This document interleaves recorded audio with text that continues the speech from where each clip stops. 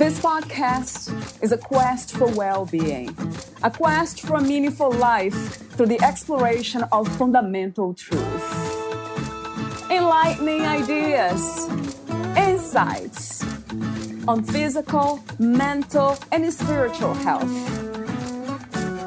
The inspiration is love.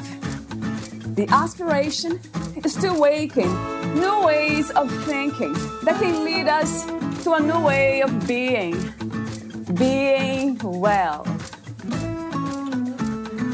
Welcome to Body, Mind, and Soul Healing Conversations.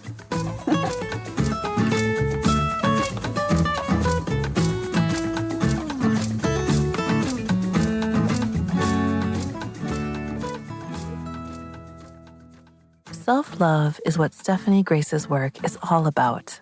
Ways to learn to love yourself and to have more compassion and acceptance for yourself. The reason it feels so hard to love ourselves is because of our ego. We have been conditioned to think and believe in a certain way. A majority of the time, this is negative thinking or judgments against ourselves. As we begin to be more loving, it can feel inauthentic, and our ego will likely argue with us and ramp up the negativity. We are truly reprogramming our minds to be more loving, and this takes awareness, time, and practice. Please be patient with yourself.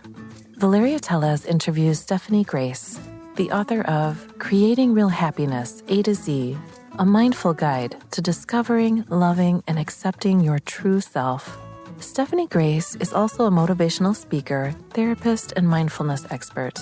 She has used self-exploration and mindfulness to overcome many adversities, including addiction and remnants of a traumatic upbringing, to live a more vital, inspired, and fulfilling life. Through her personal inner work and with hundreds of her clients, Stephani knows that everyone can experience the freedom of living life as their true self, free from judgment and past conditioning, to feel joy and happiness every day. She has made it her life's mission to create helpful, accessible, and easily applied tools to make wholehearted living possible for all people everywhere. Stephani Grace is a state-licensed and board-certified professional counselor and mindful coach with 21 years of experience counseling and coaching individuals and couples using her unique blend of psychology and spirituality. She received her BA in psychology and MA in counseling psychology from Humboldt State University. She has a successful private practice in Portland, Oregon, where she lives with her daughter, Olivia, her dog, Lulu, and her cats, Birdie and Gus. Meet Stephani at stephanigrace.com. Here's the interview with Stephani Grace.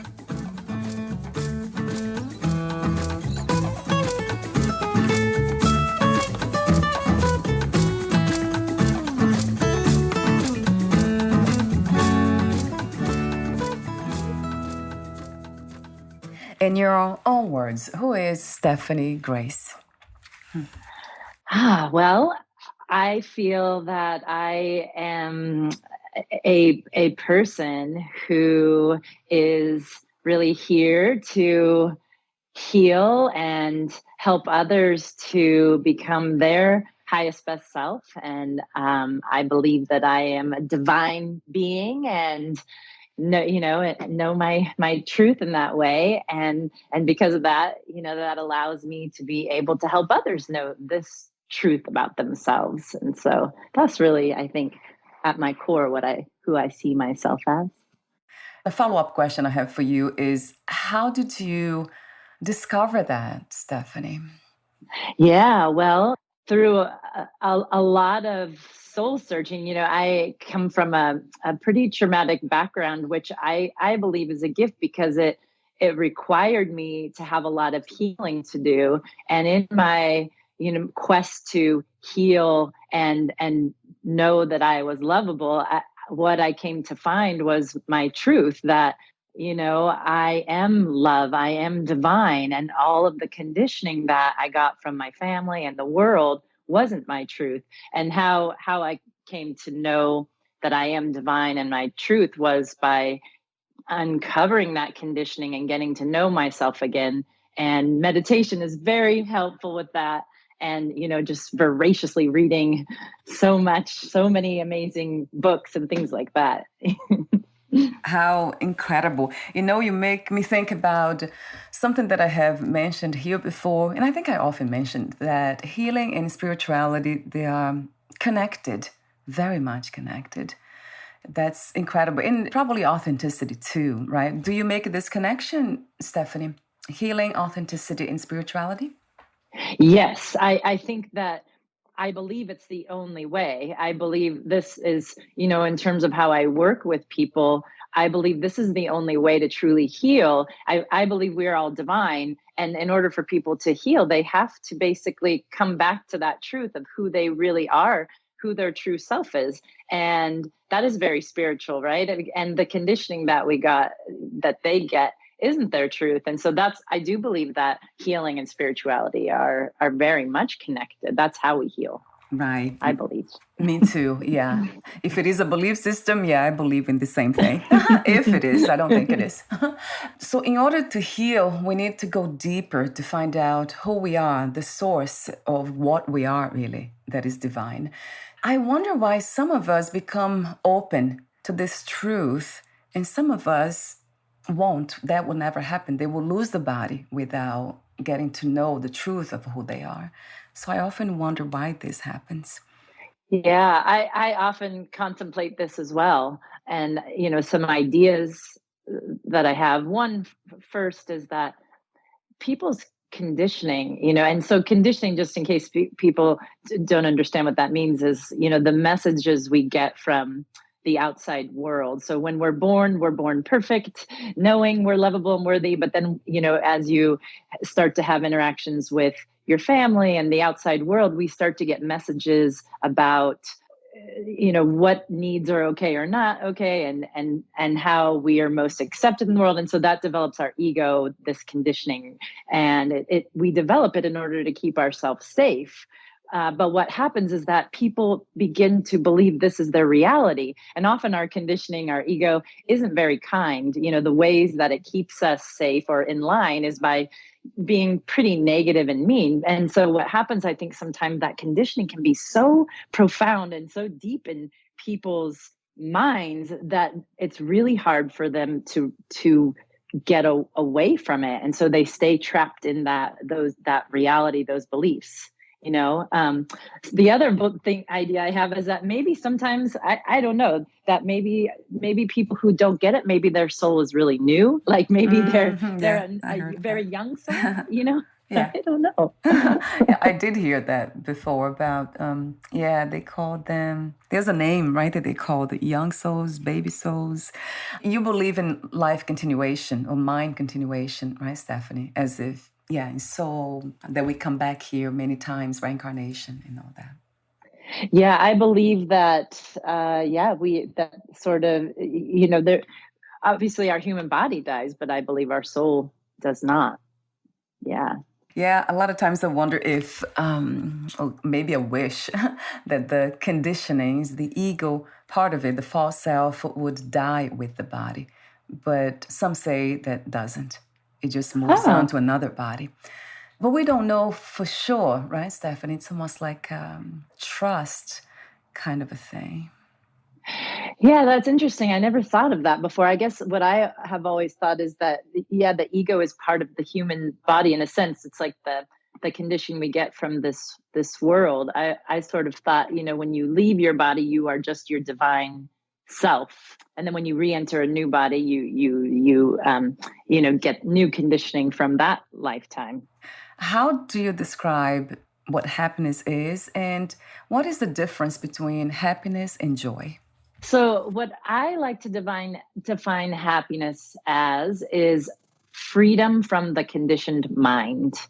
Because when we are in touch with our true self, with the divine, it's nothing but love. So when we're in nothing but love, we're free from the negative conditioning and ego. It's impossible not to feel happy.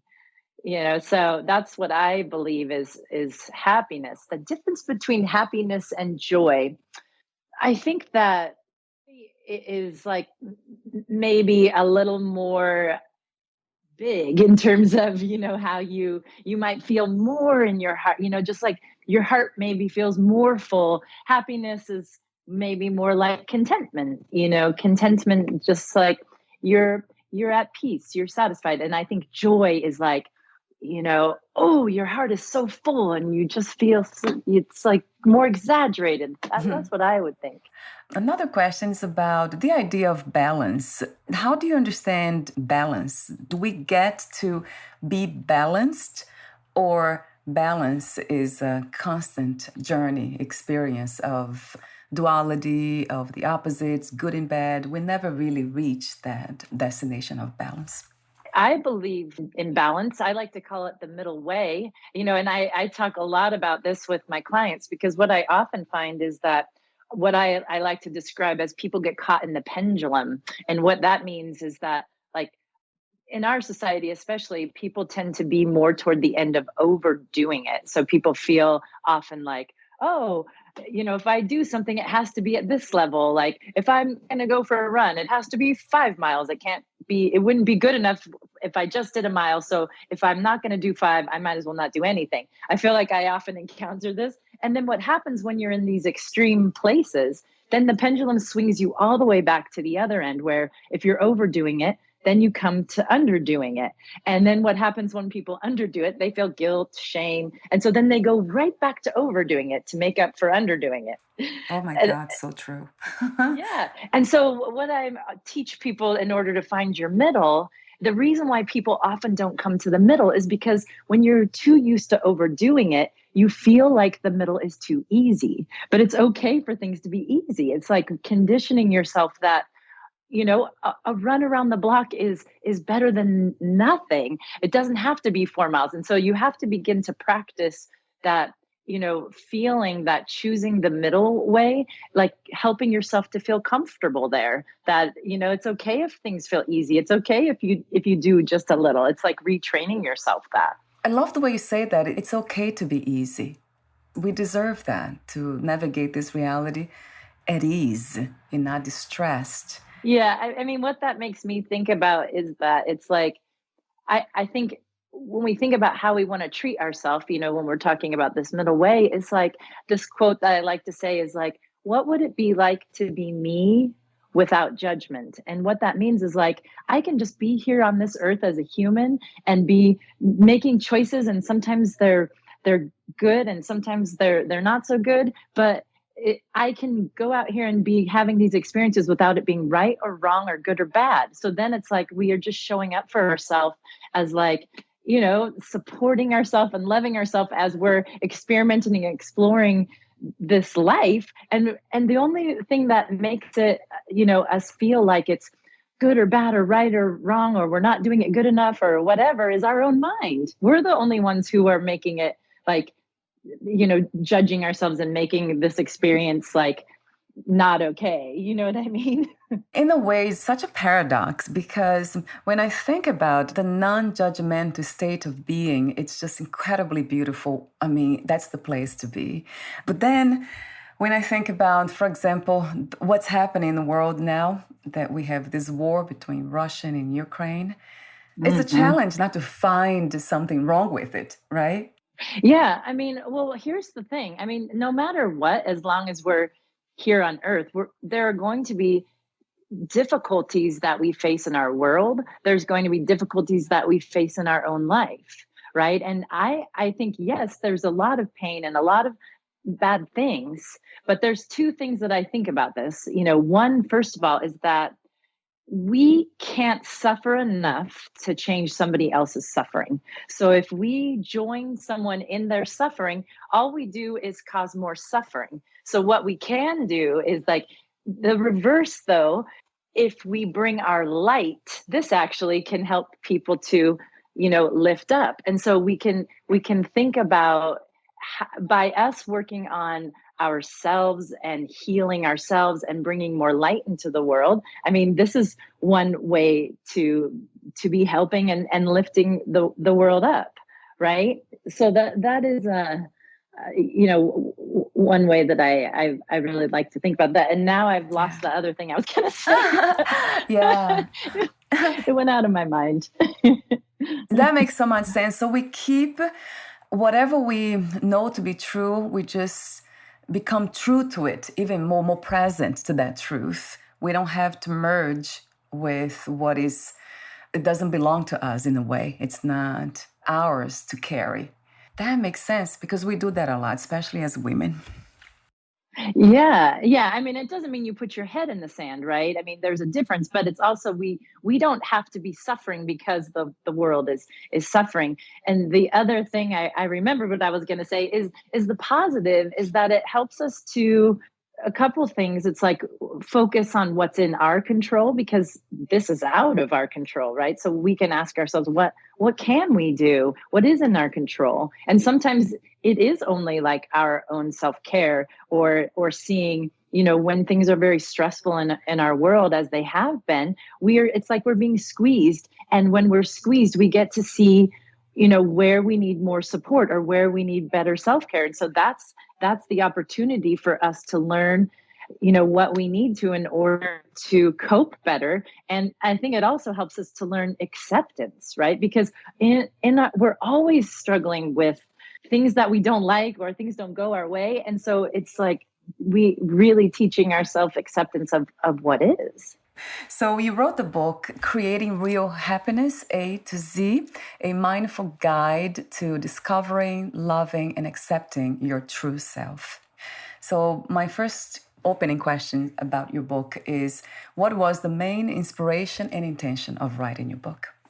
Yeah, well, as I described in the beginning, I really feel my mission is to help and heal people and to help people come to know their truth and to find love. Their ultimate truth is love and to be happy.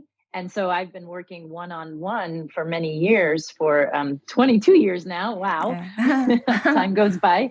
But I decided I really felt this strong desire to reach more people. I felt like I really want to get my message out to as many people as possible. And the reason I wrote the book the way that I did, as you noticed from reading it, it's very small and approachable, and it's, just very sort of bite-sized pieces. Because what I know from working with my clients is that people get so easily overwhelmed, and what happens when people get overwhelmed is that they shut down or they don't do it, they give up.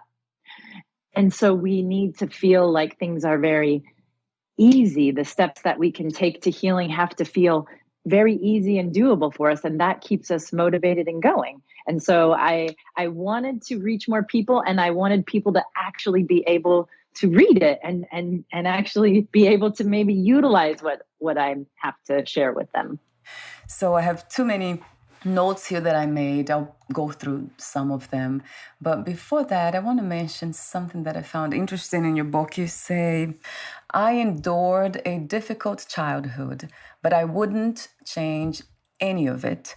I believe that as humans, we learn best through contrast. That's really powerful to kind of reflect upon this contrast, which means duality, right, Stephani? Mm-hmm. We were talking before, right and wrong, good and bad, and all that. The message to me is that this is the realm of learning how to love, isn't it? Yeah. I mean, the thing is that with, we just can understand and appreciate love so much more when we're coming from a place of lack. It's I always say to people who've suffered profoundly in their lives, and it may not feel this way to them, but I say, I really notice that in a way the gift of it is that you get to feel, I think, so much more deeply and appreciate so much more deeply. People who haven't had the lack don't quite understand what what they have in a way, because they weren't lacking. I like to think of it like this. Imagine that you have this beautiful soundtrack with this most beautiful music, then, and you always just have it. Then it's like, if somebody else came to the world, they'd be like, oh my gosh, this music is so amazing. But if you're just always having it, you don't know that it's beautiful and amazing, because you're like, oh, this is just my soundtrack. Yeah, that's true. There's no appreciation. I agree. And that makes me think about another idea that we talk here on the podcast about suffering. So in order to learn lessons of love, profound lessons, we have to go through all these challenges. But not always, right, Stephanie? Because some of us have met people who have not suffered, and they are just beautiful people, and they deeply love, but they have not gone through a lot of challenges. So would you say that that is something that came with their souls, that they are old souls or something? Is that the concept that we must believe in a way? Yeah, I mean, I think that's what I would probably believe. If people are truly like enlightened and know the truth of who they are and can give in the world, with true love. I think that we have to learn it somewhere, so my guess would be, yeah, that maybe they are wise old souls and they've done their lessons, and maybe they're just having a trip here to be like, all right, I'm going to just get to enjoy, Yeah. not go through lessons this time. That would be such a gift, wouldn't it? Yeah, I agree. What a beautiful thing to do, just to come here and just enjoy this, right? Without any of these harsh lessons. That's a good point. Yeah. Some say it's a mystery. Some say it's just a journey, an adventure. I just love everything about it. Me too. Right? I love the way you said it. You wouldn't change anything about the past, right? I think I would change. If I was a soul again or something, then I had to choose. I had the chance to choose my next life. Why would I choose so much suffering? I'm thinking here. Yes. Certainly in my next life, if I got to choose, I probably would choose I wouldn't choose the exact, maybe I could choose something different. But in terms of, I just feel so grateful, that where I am. And I guess the reason why I said I wouldn't change it is because I feel like my path, that's what led me to where I am in this life, and so I just feel grateful that, for everything that I've learned and where I am now. And I don't know, I get if I would be able to be at this level of, how I've learned my truth and have learned contentment and love if I hadn't had, the experiences that I did. I don't know. You actually say that in a beautiful way too. In your book, under mirror work, number 5, you say, life loves me. That caught my attention immediately when I saw that. You have a little star close to it. And I didn't read actually the reason why you put the star there, but that really caught my attention immediately, because I believe that life is very supportive of itself and it's always trying, doing what it can do to open up that window so we can see that we are loved by it. I truly trust that.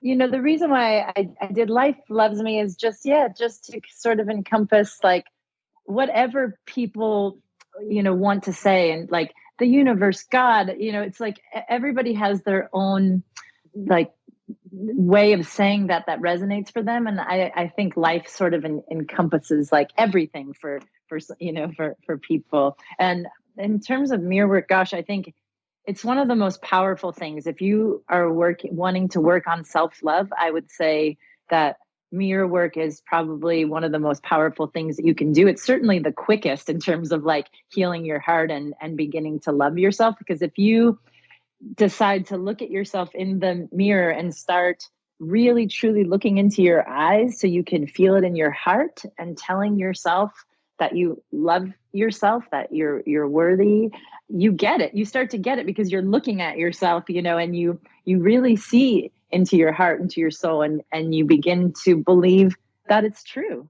So it's just amazing. And it really is effective. If I make this bet with my clients all the time. I say, okay, I promise you that if you do this every day for 2 months, you will see a difference. And so, but you have to do it every day, and then come back and tell me that it doesn't work. And nobody has ever once told me who does it every single day that it's not effective. I can see just by reading it one time without even doing it, I can see how powerful it is. The heart opens immediately. You know, my mother-in-law, she needs it. She lives with me now, and I have been asking her about self-love. I've been talking about, and she said, I don't love myself. She says that many times. She keeps saying the same thing. So I think I'll give this to her. It will be her challenge. She's 87 Please years do. old. That would be lovely if you could give her that gift of if she would be willing to do it. I promise you she will shift. And I mean, just saying to yourself, saying out loud that I don't love myself, how that feels horrible to your heart. We can stay with somebody's pain, but we don't have to kind of take the pain, right? As if it is ours. There's a lot of times I do that. That's something that happens to me. I'm doing some work on that. It's not easy to have people in pain around me and not feel that pain deeply as if it was mine. So I'll give this to her. That's a good idea. Thank you. Yeah. I mean, I also think it would be interesting. You probably have asked her, but I wonder why she feels that she doesn't love herself. You know, maybe you want to just ask her if you haven't. She says actually because she now has grown older. She's 87 and she doesn't like her body anymore. The way it looks, she doesn't look pretty anymore. She used to be. And then now she looks at herself in the mirror. She sees this old lady that is just little by little dying, and she doesn't like anything about it. So that's kind of interesting, right? How the mind works. How can we come to feel that way at that age? Yeah, well, and so, you know, interesting. What's happening is she's focusing on everything that isn't working, and just remembering that our mind creates our reality, right? So if we're focusing on what isn't working or what we don't like, that's what we see. Then we're surrounded with that. And so what she wants to do is to begin to focus on what is working. The other thing that I would recommend for her is like gratitude practice. That's the other potent thing, right? For developing self-love, is because if we're focusing on what's working, if we're focusing on, you know, what we want our lives to be like, or what we want to create, then, you know, then this feels much better for us to be focusing on what's working and what feels good. And then that just begins to shift what we see and how we feel. Thank you, Stephanie. I will buy her a gratitude journal because, I mean, I have interviewed so many of my guests too on that. They have written those books.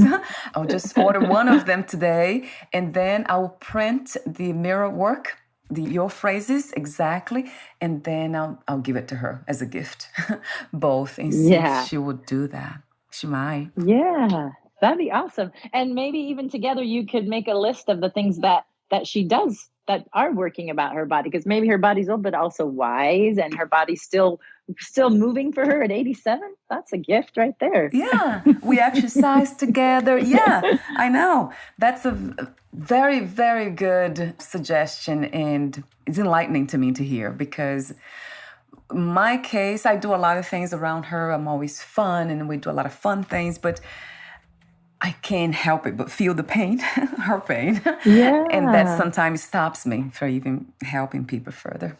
So I'm working on that myself too.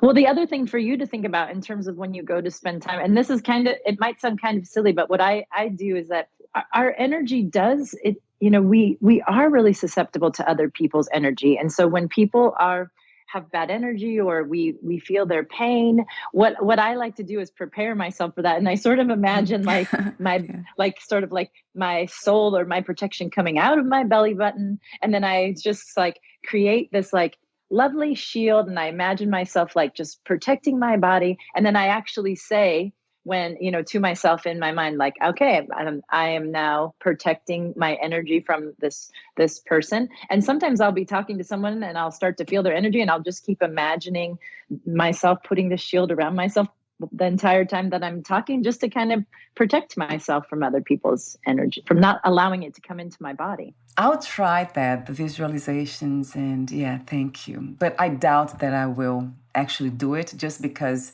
it seems like it's a commitment, a soul commitment, to just be open to life and not close it. Well, yeah. The other thing you could do is, like, at the end of the day, when you're taking your shower or something, you just imagine like any negative energy that you got just rushing out of your body, you know? Yeah, right. And I have been doing this. I have in the house, throughout the house, I have essential oils, I have sage, I have lots of Epsom salt, and I do a lot of these things around the house because, yeah, my Reiki teacher, she asked me to do that. So it's kind of what a fun ride this is. Thank you so much, Stephani, for being open to helping others the way you are. It's truly beautiful, as I have been saying. Oh, thank you. It's just a gift to get to do it. It's my passion. So yeah, thank you. I love it. So your book, like I said before, there are so many beautiful themes that they are inspiring in itself. Just by looking at the words, my heart opens. Oh, it's already open. It's just kind of savoring these things. But acceptance, that's a big one. It's the first practice that you have in your book. And it has been, from my experience, a big one. That's how everything, my healing work started, actually. Accepting everything that had happened in my life, or in this life. So talk to me for a moment about acceptance and the difference between accepting something and giving up. Because some people, they think, as you know, in extremes. What is acceptance from your perspective, and how do we learn to find a balance in a give up? Yeah, acceptance is, about learning to be okay with what is, because often we have expectations how we want things to go. And in this world, I find, very often it doesn't go the way we expect.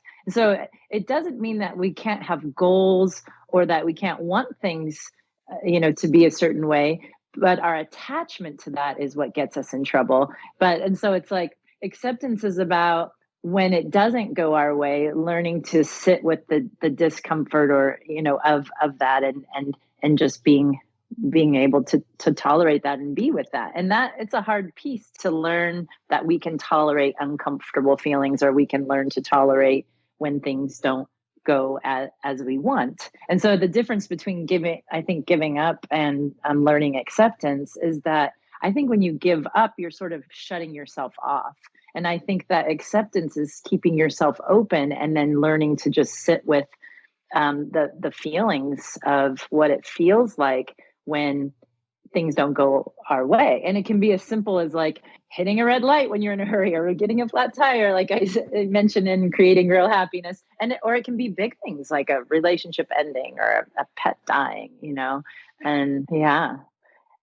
Another theme or practice is forgiveness. Acceptance and forgiveness, how do you contrast them? Let's see. Well, forgiveness is about letting go, right? So it's like, when we are not forgiving somebody or ourselves, we're holding that in our body. And what I like to tell people and think is that forgiveness is an act of self-love, regardless if you're forgiving another person or yourself, because holding that negativity of lack of forgiveness or resentment in your body is so toxic for your body, and it's a block to love. And so if you can work on releasing that from your body, this is a gift to you, because you don't have to carry that around anymore. And it is an act of self-love to free yourself up in that way. I talked to somebody recently, and he talked about unconditioned presence and made me cry. I was crying for a while here because it's so powerful, isn't it, Stephani, that unconditioned presence of love. I mean, I don't even have words to describe what that is, but it just took over me. It was so powerful, even to hear those words. I mean, it's amazing how I see things in the sense of everything becomes lighter when I am in contact with truth. It's incredible. So thank you for being that light as well. There are so many of us trying to make this world a better place. So it's just incredibly beautiful to share these moments with all of you. Oh, it's such a gift. I just like, so it's just such a gift to get to talk to people such as yourself, and we get to have these just important discussions, and we get to be sharing it with other people listening, it's just such a gift and it does open our heart, doesn't it? I mean, my heart feels so open right now getting to talk about this stuff with you. A lot of times I wonder why, the why never works. Why? But this world that we live in, this reality, has not shifted yet, because there's so many of us doing this beautiful work of healing and spirituality and unconditional love. But it has never happened before, right, Stephani? On Earth. Oh, where like everybody comes to this, you mean? Like where our whole world could be like this? Yeah. Oh, yeah. A miracle. It'd be amazing, wouldn't it? To be in a world like that? Yes. And I wonder if it will happen one day. Is that something? Do you have any visions for that? Can you see that? I think it's definitely possible, for sure. And I think that those of us who are working on enlightenment and healing and helping others, that's what we're doing, right? We're doing it one step at a time, one person at a time. But the thing is that we're all connected. We're all one. So it's like we already all are divine and connected. It's just a matter of people remembering that or unlearning the conditioning, so we can come together. But it's like the more each of us does our own work, then it's like then we're helping other people to be able to heal, so that it can all happen collectively. That's true, because everything is connected, not separated. So we're almost at the end, and I do have lots of other comments about your book and the ending questions, way too many. But I would love to mention, of course, openness. I love that practice in your book. Talk about love, that love can never hurt us. That is so true. Love doesn't hurt. We have heard that before. And how amazing that is that sometimes we forget that basic fundamental truth. And then the practice is so beautiful too. You say throughout the day, practice being aware of whether you are open or closed to love. That's a beautiful practice. Thank you. And then I love when you mentioned about namaste. You say, I love this word and its meaning. The light in me bows to the light in you. Yeah. That kind of made me smile when I read this. And I was like, wow, it's so true. In the presence of anyone, any human being, I tend to do that automatically. So true. We all have so much light. We are light. That's what we are. But we have forgotten that.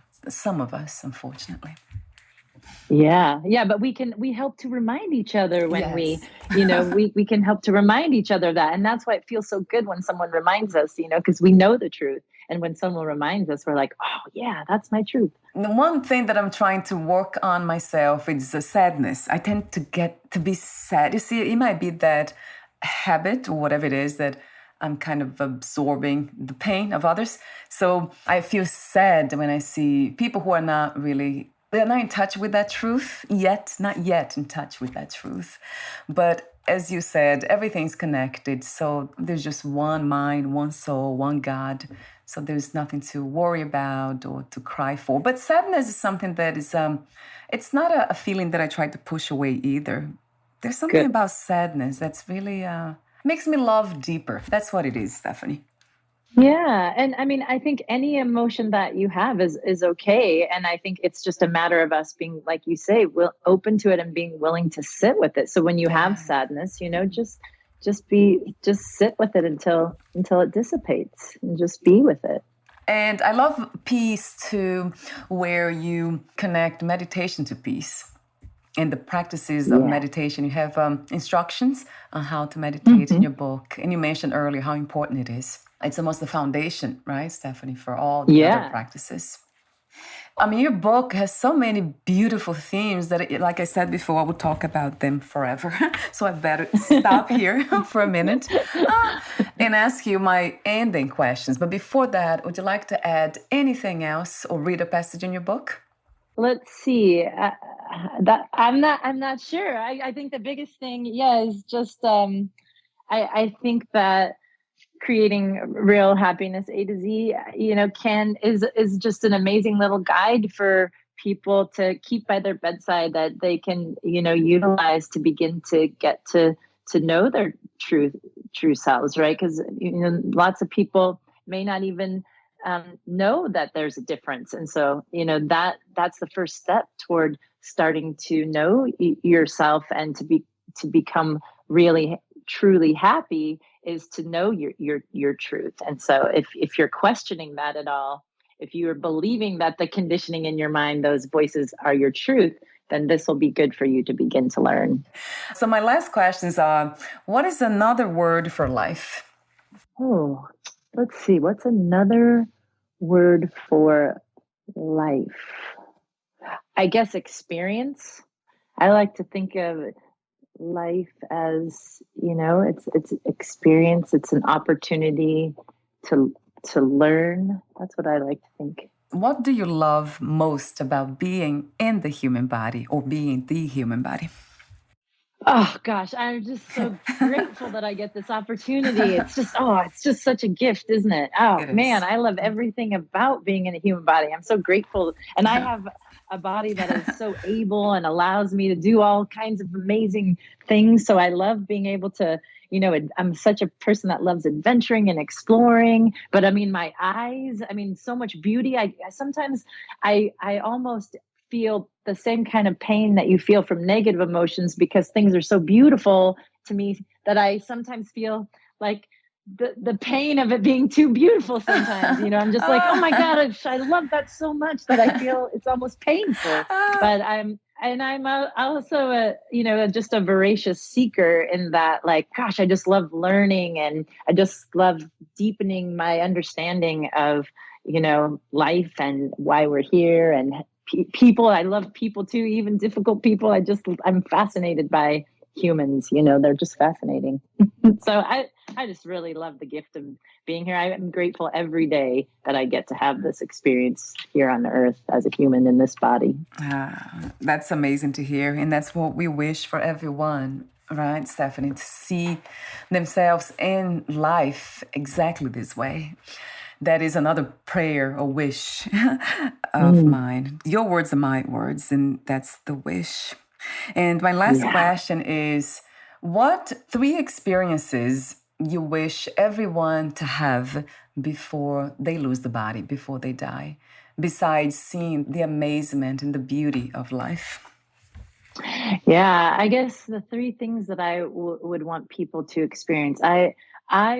Would want people to know their truth, that even if it's just a glimpse of people being able to know their truth is nothing but love, that nothing they've ever done or anything their mind tells them could ever take that away. So just a taste of that absolute love. And then I think the next would be to feel loved, like that, to actually feel that from other beings or the divine, like how, to feel that level of love from another being, to be able to feel that. And then I guess the other thing I would want would be for people to have peace, to just feel that what it feels like to have that contentment in their body, to just feel at peace regardless of what's happening externally, to be able to experience that peace.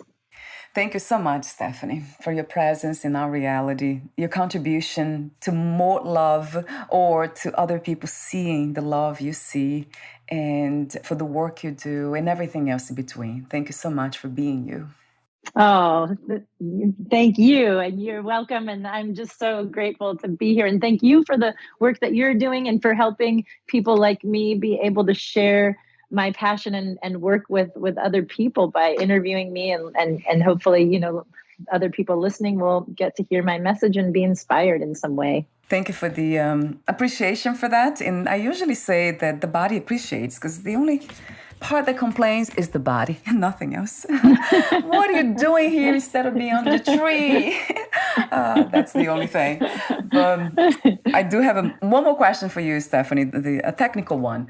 Where can we find more information about you, your books, products, services, and future projects? Yeah, thank you. So I have a website that is just my name, and Stephanie does not have an E at the end. So it's just www.stephanigrace.com. And then you can find my Instagram by searching for Stephani Grace as well. And so those are my 2 main places where I'm very active. So you can go on there. And right now I'm actually getting ready to offer a course that starts in June, and you'll be able to find that information on on my website, but it is going to be about feeling is healing, and then exploration of the chakras. So teaching people how to feel their feelings so that they can remove these blocks so they have more room for love, and then learning about the chakras. So I'm super excited about this course coming up. Oh, wonderful. I'll have the link, your website link on your podcast profile as well. Thank you so much again, Stephani, and we'll talk soon. Okay, thank you. Bye for now.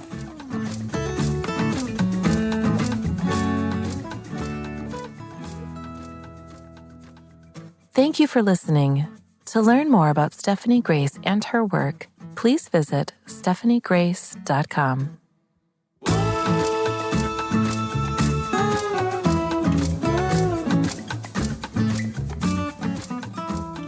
To learn more about this podcast, please visit fitforjoy.org/podcast.